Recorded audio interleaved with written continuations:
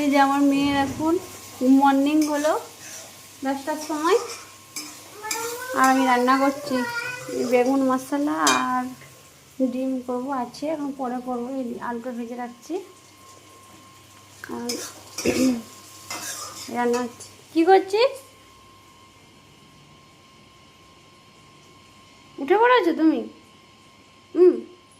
এখন সকাল হলো? ও বাবা, এত কাজ করো তুমি?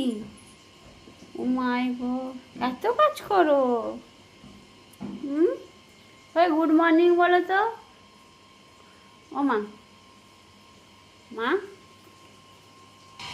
তুমি কি খাচ্ছো? হ্যাঁ, সকালবেলায় কলা? হ্যাঁ, মা আমাকে দিবে?